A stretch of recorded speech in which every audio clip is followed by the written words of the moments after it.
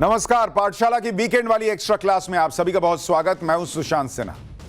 जिस समय दिल्ली में पीएम मोदी दुनिया की सबसे बड़ी एआई समिट कर रहे थे, जिस समय दुनिया के 20 देशों के राष्ट्रीय अध्यक्ष और 100 देशों के प्रतिनिधि एआई सेक्टर इनोवेशन पर चर्चा कर रहे थे, बड़ी बड़ी कंपनियों के सीईओ आए हुए थे, उसी समय गाजा को लेकर बोर्ड ऑफ पीस की पहली बैठक डोनाल्ड ट्रंप ने वॉशिंगटन में की। क्या यह महज संयोग था या समय के फ्रेम में फंसी दुनिया के बदलते ऑर्डर के गहरे संकेत वाली कोई तस्वीर थी? पाकिस्तान से शहबाज शरीफ तो दौड़ते हाँफते वॉशिंगटन पहुंच गए। फील्ड मार्शल मुनीर को क्या हो गया भाई, वो क्यों नहीं गया? आखिर मोदी की कूटनीति में मुनीर किस फजीयत में फंस गया है, आज आपको बताऊं।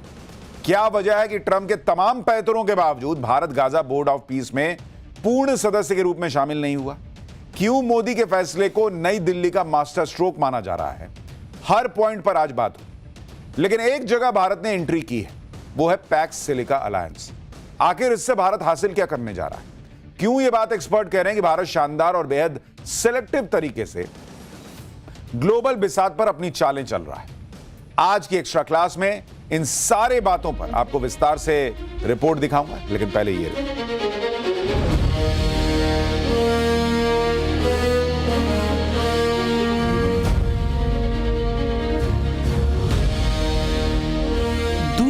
अस्थिरता के दौर में फंसी है। एक साल पहले ट्रंप टैरिफ और अमेरिकी अधिनायकवाद की उठी लहर ने जियोपॉलिटिक्स में एक बड़ी हलचल मचाई। आज हाल ये है कि ट्रंप टैरिफ को अमेरिकी सुप्रीम कोर्ट ने अवैध बता दिया है। दूसरी तरफ ट्रंप के अनिश्चित दिमाग ने दुनिया की राजनीतिक धुरी को भी बदला है। पश्चिम अब वो पश्चिम न रहा। ग्लोबल साउथ अपनी सशक्त आवाज उठा रहा है। नई व्यापार संधियों और शांति के सूत्रों की खोज में दुनिया का भरोसा है Bharat. Prime Minister Modi is the boss.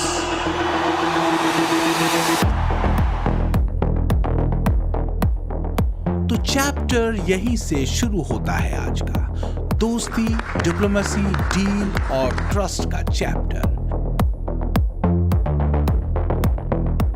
वो अध्याय जो जियोपॉलिटिक्स की दिशा को तेजी से बदलने वाला है। मोदी के नेतृत्व में भारत ने अपनी नई भूमिका को लेकर काम शुरू भी कर दिया है। दुनिया मानने लगी है कि असंतुलित होती वैश्विक राजनीति में भारत एक बैलेंसिंग पावर है।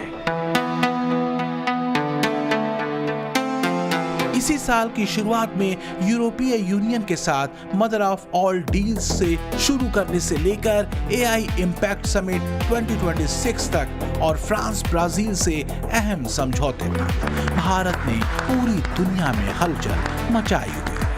इंटरनेशनल मीडिया कह रही है कि भारत सिर्फ डील भर नहीं कर रहा, बल्कि बदलती दुनिया में एक भरोसेमंद और मजबूत दोस्त के रूप में अपनी पहचान भी बना रहा है।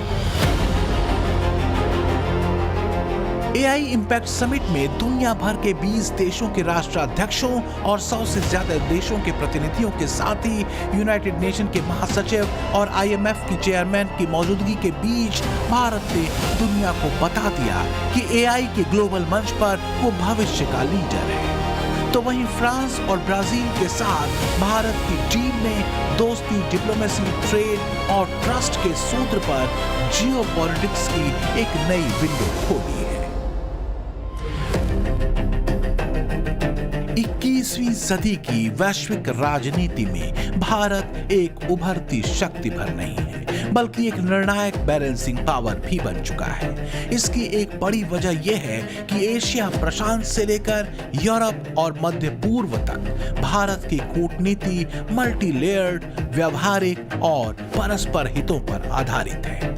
भारत ग्लोबल साउथ के एक सशक्त और संवेदनशील लीडर के तौर पर आकार ले रहा है। भारत मर्कोसुर ट्रेड समझौते के विस्तार से हमारा आर्थिक सहयोग और सुदृढ़ होगा। टेक्नोलॉजी और इनोवेशन के क्षेत्र में हमारा सहयोग दोनों देशों के साथ साथ पूरे ग्लोबल साउथ के लिए महत्व रखता है।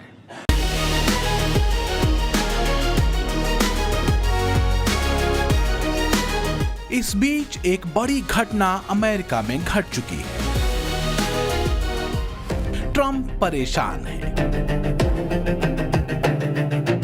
ट्रंप के जिस टैरिफ के आगे भारत नहीं झुका, अडिग रहा, अब वही टैरिफ अमेरिकी सुप्रीम कोर्ट की तरफ से अवैध घोषित किया जा चुका है, ये कहते हुए कि ट्रंप को रेसिप्रोकल टैरिफ लगाने का कोई अधिकार ही नहीं है। बीते करीब 1 साल से दुनिया के देशों पर टैरिफ बम फोड़ रहे ट्रंप का बम अब खुद उन पर फूटा है। ऐसा कि ट्रंप सन्नाटे में है। सुप्रीम कोर्ट से मिले झटके ने ट्रंप को और अस्थिर कर दिया है, क्योंकि अमेरिकी सुप्रीम कोर्ट के फैसले के बाद करीब 150 से 175 बिलियन अमेरिकी डॉलर लौटाने पड़ सकते हैं। हालांकि यह अभी तय नहीं है कि राशि लौटानी होगी या नहीं।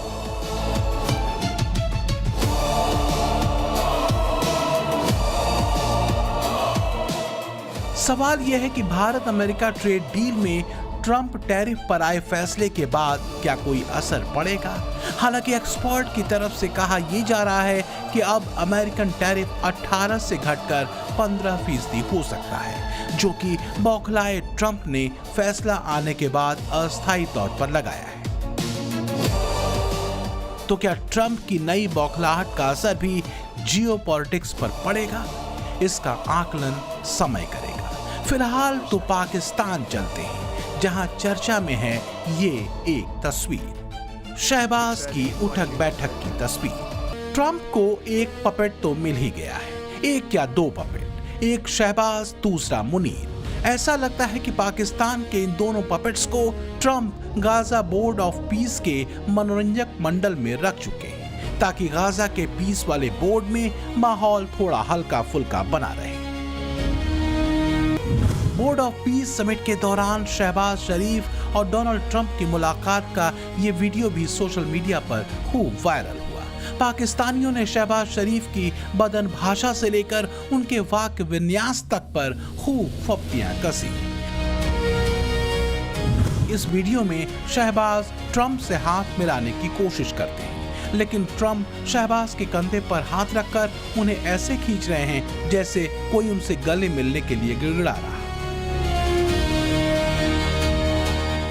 वैसे तो शहबाज की हाइट ट्रंप से कम है, लेकिन इस वीडियो ने पूरे पाकिस्तान के कद को दुनिया के सामने घटा दिया। पाकिस्तानी अपने प्राइम मिनिस्टर शहबाज शरीफ की हरकतों पर फायर हैं। पाकिस्तानी कह रहे हैं कि दुनिया के हर मंच पर आखिर भिखारी वाली बदन भाषा और भाव के साथ शरीफ और उनके फील्ड मार्शल क्यों खड़े हो जाते हैं।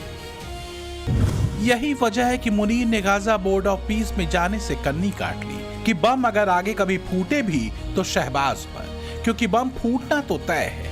अगर सेना भेजी तो पाकिस्तान के भीतर, और अगर नहीं भेजी तो ट्रंप फोड़ेंगे। कुल मिलाकर न मुनीर बचने वाला है और न ही शहबाज। दरअसल मुनीर और शहबाज ट्रंप के ऐसे ट्रैप में फंस चुके हैं जहां एक तरफ कुआं है तो दूसरी तरफ खाई। गाजा बोर्ड ऑफ पीस न मुनीर एंड शहबाज से उगला जा रहा है, ना ही निगला जा रहा है। फजीहत ऐसी कि आगे बढ़े तो मरे, पीछे पलटे तो मरे। अब आप सोचिए जरा, गाजा बोर्ड ऑफ पीस में पाकिस्तान की भूमिका क्या होगी? भाई पैसे तो है नहीं कि गाजा के विकास के लिए दे दोगे, अपना विकास कर ही नहीं पा रहे। शहबाज तो इस चक्कर में बोर्ड ऑफ पीस की बैठक में पहुंचा था कि क्या पता लेने देने में $150 उनकी जेब में गिर जाएं, खर्चा चल जाएगा। इसे समझिए ऐसे कि बोर्ड ऑफ पीस में अमेरिका के अलावा शामिल 9 मुस्लिम देशों ने गाजा विकास के लिए $7 अरब की राशि देने की घोषणा की।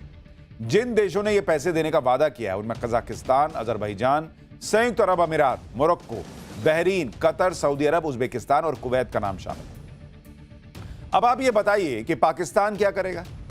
जिसको खाने के लाले पड़े वो पैसा कहां से देगा? पिछले दिनों शहबाज शरीफ को आपने सुना ही था कि वो खुद ही बता रहे थे कि कैसे भीख मांगने के लिए हर जगह चले जाते हैं तो नजरें झुकानी पड़ती हैं। इस बयान में उन्होंने मुनीर को भी लपेट लिया था। तो क्या इसलिए इस बार मुनीर अमेरिका गया ही नहीं? मुनीर की सिट्टी पिट्टी गुम है। इस्लामिक आतंकवादियों के बल पर चल रही पाकिस्तानी सेना के लिए संकट बड़ा हो गया है, क्योंकि गाजा बोर्ड ऑफ पीस में पाकिस्तान के पास देने के लिए पैसा तो है नहीं। सेना है, लेकिन सेना अगर गाजा गई तो ये सीधे सीधे उस आतंकी संगठन हमास और उसके आतंकवादियों को चुनौती देना होगा जिसकी हिमायत पाकिस्तान करता रहा है। अगर ऐसा हुआ तो मुनीर के खिलाफ पाकिस्तानी सेना में बगावत हो सकती है। शहबाज शरीफ की मुश्किल पाकिस्तान में बढ़ सकती है। पाकिस्तानी आतंकी शहबाज मुनीर के खिलाफ हो सकते हैं, और अगर गाजा में सेना नहीं भेजी तो ट्रंप मुनीर शहबाज को छोड़ने वाले नहीं। गाजा में अंतर्राष्ट्रीय बल की तैनाती और उसमें पाकिस्तानी सेना को भेजने की शर्त वास्तव में शहबाज और मुनीर दोनों के गले की हड्डी बन चुकी है। यही वजह रही कि वॉशिंगटन पहुंचे शहबाज ट्रंप से बायलैटरल मीटिंग करना चाहते थे, लेकिन उन्हें ट्रंप ने समय ही नहीं दिया। वजह इस्लामाबाद वॉशिंगटन टेंशन बताई जा रही है। पाकिस्तान ने अभी तक गाजा पीस फोर्स में शामिल होने की हामी नहीं भरी है। बहरहाल इंटरनेशनल लेवल पर एक और बड़ी हेडलाइन बनने वाली है पीएम मोदी के इजराइल दौरे की। एक जबरदस्त, शक्तिशाली और संवेदनशील रिश्ता है भारत और इजराइल का, दोस्ती, भरोसे और व्यापार का। 25-26 फरवरी को पीएम मोदी दूसरी बार इजराइल के दौरे पर होंगे। इससे पहले पीएम मोदी 2017 में इजराइल पहुंचे थे।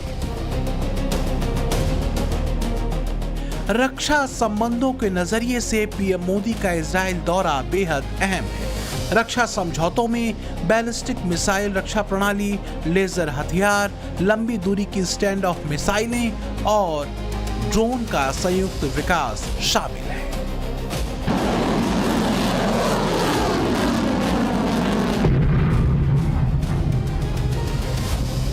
भारत खास तौर से अपने मिशन सुदर्शन के लिए advance anti ballistic missile system के संयुक्त विकास पर ध्यान केंद्रित कर रहा है। इसका उद्देश्य है भारतीय क्षेत्रों को लंबी दूरी की मिसाइलों के खतरे से बचाना।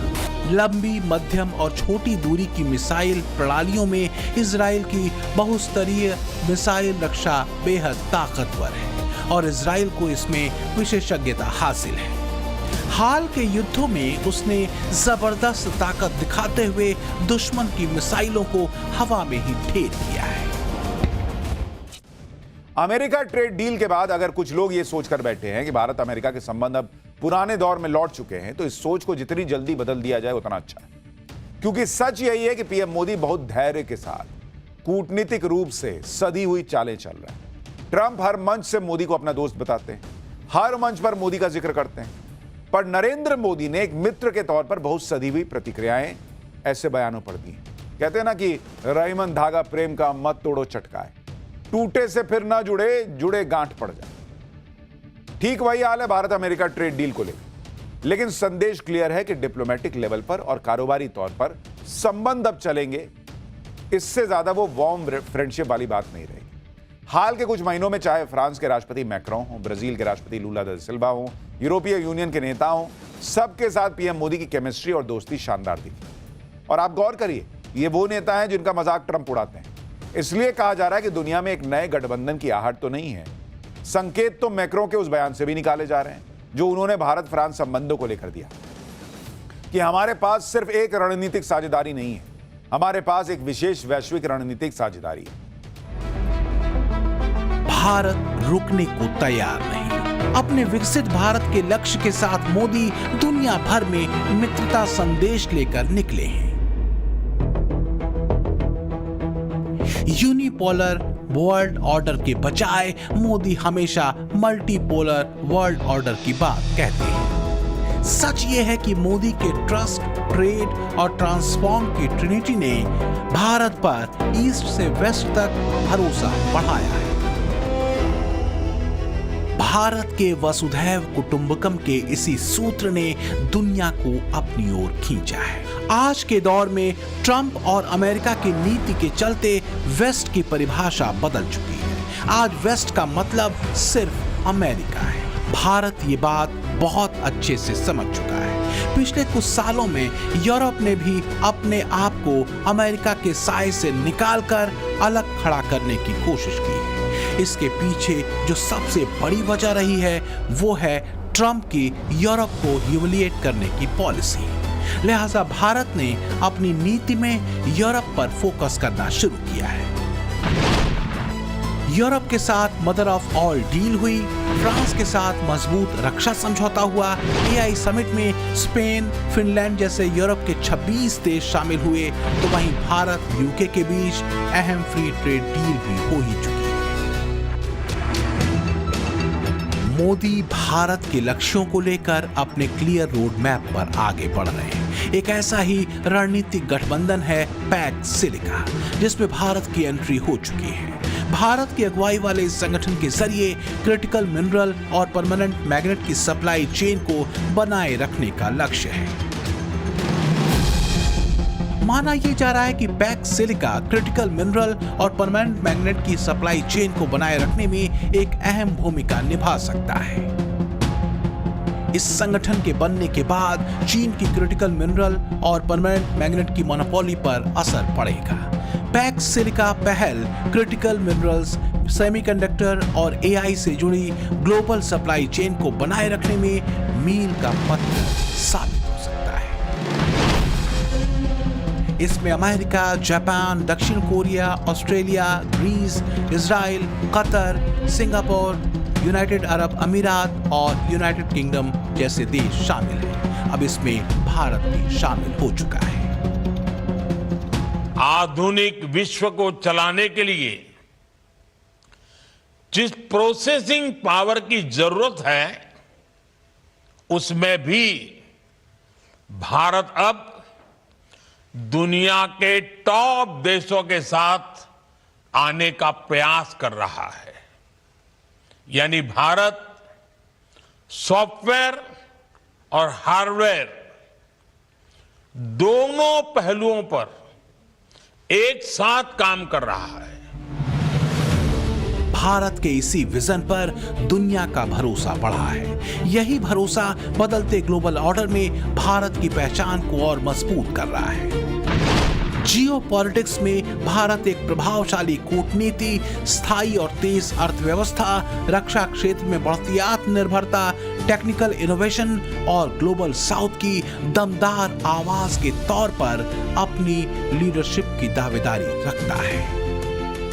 एक दशक में भारत ने दुनिया के मंच पर अपनी तस्वीर बदली है। बदलते ग्लोबल ऑर्डर, युद्धों और ट्रेड प्रतिस्पर्धा से बने अविश्वास के माहौल में भारत एक उम्मीद की तरह है, एक भरोसेमंद दोस्त भी, एक विश्वसनीय पार्टनर भी और मुश्किल दौर में दुनिया को जोड़ने वाला एक अहम केंद्र भी। इसलिए दुनिया कहती है कि नया भारत मोदी नीति की सबसे मजबूत तस्वीर है। Bureau report, times now, Navbharat. पाठशाला की एक्स्ट्रा क्लास में अब नेक्स्ट चैप्टर। प्रधानमंत्री मोदी बार बार रिफॉर्म, परफॉर्म और ट्रांसफॉर्म की बात करते हैं और संकल्प की इसी कसौटी पर कसकर भारत आज नेक्स्ट लेवल का परफॉर्मेंस दे रहा है। रोज नए नए इतिहास रच रहा है। कल ही नई दिल्ली में एआई समिट का समापन हुआ, जिसमें भारत के एआई सुपर पावर बनने की झलक दिखी। और इसी समिट के करीब भारत और फ्रांस के बीच एक ऐसा करार हुआ जिससे बनते सशक्त भारत में एक नया चैप्टर जुड़ गया। फ्रांस और भारत की इस डील से मुनीर और शहबाज की नींद उड़ी हुई होगी। अमेरिका और चीन जैसे देश अलर्ट मोड में होंगे। लाहौर से इस्लामाबाद तक अभी से ही ये कमेंट्री चलने लगी है कि बॉस खरीदे हुए राफेल से ही भारत पाकिस्तान का भूत बना देता था। अब तो भारत में राफेल की फैक्ट्री लगने वाली है, तो पाकिस्तान का क्या ही होगा। पाकिस्तान में अलग लेवल का खौफ चल रहा है और ये हम नहीं कह रहे, वहां के लोग ही कह रहे हैं। देखिए स्पेशल रिपोर्ट। वो जब उड़ान भरता है, आसमान थर्रा उठता है।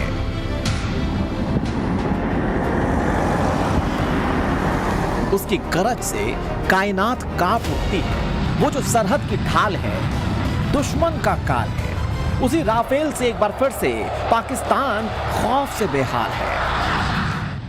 भारत में ही बनेंगे राफेल, पाकिस्तान में खौफ का ब्रेक फेल।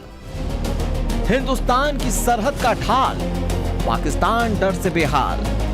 जिन्नापुर में डर है, 2026 में भी मई वाला मंजर है। बॉर्डर पार के आतंकी मुल्क में इन दिनों ऐसी ही दहशत है। लाहौर, कराची से लेकर पेशावर तक एक ही बहस हो रही है। 26 की फरवरी में पाकिस्तानियों को 25 की मई वाला डर सता रहा है। वैसे तो पाकिस्तान राफेल के नाम से ही घबराता है।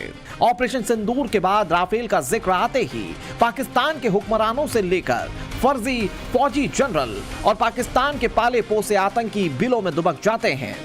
लेकिन पाकिस्तान में इस वक्त क्यों राफेल से बारूद बरसने का खौफ है, ये जानना जरूरी है। असल में रक्षा मंत्रालय की डिफेंस एजुकेशन काउंसिल ने भारतीय वायुसेना के लिए 114 लड़ाकू विमान देश में बनाने की मंजूरी दी थी। ये मेगा डील 3,60,000 करोड़ की होगी। इस मेगा डील के तहत भारत 114 अतिरिक्त राफेल लड़ाकू विमान खरीदने जा रहा है। डील के मुताबिक 18 जेट फ्रांस से तैयार हालत में आएंगे। बाकी 96 जेट्स को भारत में असेंबल किया जाएगा। यानी दुनिया का सबसे घातक लड़ाकू विमान अब भारत में ही तैयार होगा। यह देश का सबसे बड़ा डिफेंस एग्रीमेंट है, जिसमें इंडियन एयरफोर्स की ताकत कई गुना बढ़ जाएगी। भारत और फ्रांस की दोस्ती देख पाकिस्तानियों को जिन्ना के मुल्क का स्याह मुकद्दर नजर आने लगा है। वैसे भी ऑपरेशन सिंदूर के दौरान राफेल लड़ाकू विमानों ने जिस तरह पाकिस्तान के पाले पोसे दहशतगर्दों के ठिकानों को कब्रिस्तान में तब्दील किया, उससे पड़ोस का आतंकी मुल्क अभी तक सदमे में है, जो अब और बढ़ने वाला है। पाकिस्तानी मानते हैं, जानते भी हैं कि जिस तरह जिन्ना के मुल्क की करतूतें हैं, उससे राफेल से बारूद पाकिस्तान पर ही बरसना है। इसीलिए मातम अभी से मनाया जा रहा है। ये तो शुरुआत है। जिस तरह से भारत की तैयारी है, उससे पाकिस्तान का परमानेंट पाताल में समाना तय है, क्योंकि फ्रांस ही नहीं, दुनिया का हर ताकतवर और तरक्की पसंद देश हिंदुस्तान के साथ है। अब इस साल जनवरी की ही बात कर लीजिए। रूस ने सुखोई 57 फाइटर जेट को लेकर कमाल का ऑफर दिया। कहा कि भारत के लिए Sukhoi 57E stealth fighter jet का पूरा पैकेज रेडी है। अगर ऑफर कबूल करते हैं तो राफेल से भी आधी कीमत पर रशियन फाइटर जेट्स मिल जाएंगे। इतना ही नहीं, रूस ने भारत को सुखोई 57 की पूरी टेक्नोलॉजी ट्रांसफर करने और लोकल प्रोडक्शन करने का ऑफर भी दिया। यानी भारत अपने देश में यह फाइटर जेट बना सकता है और उसे एक्सपोर्ट भी कर सकता है।